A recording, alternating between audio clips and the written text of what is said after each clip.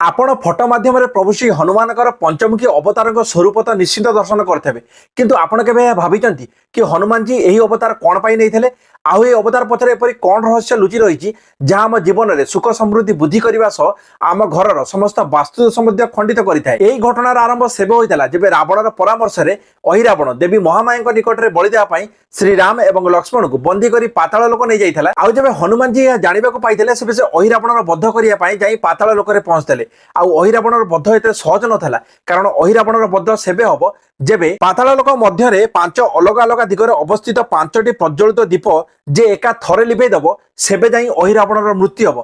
तो ये 5टी दीप को लिभे अहिरावणर बध करने हनुमान जी पंचमुखी अवतार धारण करते एवं यही प्रचंड रूप धारण कर निज निश्वासर प्रचंड वायु द्वारा उक्त 5टी दीप को लिभे अहिरावणर बध करते एवं श्रीराम एवं लक्ष्मण को बंदी मुक्त करते। एबे जानिबा पंचमुख रहस्य। सर्वप्रथमे बानर रूप जहाँ शत्रु उपर विजय प्राप्त सह आमको सफलता प्रदान करें। द्वितीय दक्षिण में नरसिंह मुख जहाँ आम भीतर भय एवं संकट को दूर करें। तृतीय पश्चिम में गरुड़ मुख जहाँ आमको शारीरिक कष्ट एवं नकारात्मक ऊर्जा रक्षा करें। चतुर्थ उत्तर में बराह मुख जहाँ आम जीवन में स्थिरता एवं जीवन में सुख समृद्धि प्रदान करें। पंचम हयग्रीव मुख जहाँ आमको ज्ञान एवं बुद्धि प्रदान करने सह आमर समस्त मनस्कामना पूर्ण करते। जदि भिडियोटी आपको पसंद आए तो लाइक कमेंट एवं चैनल को सब्सक्राइब करने बिल्कुल भूलिबेनी। रहुछि जय जगन्नाथ।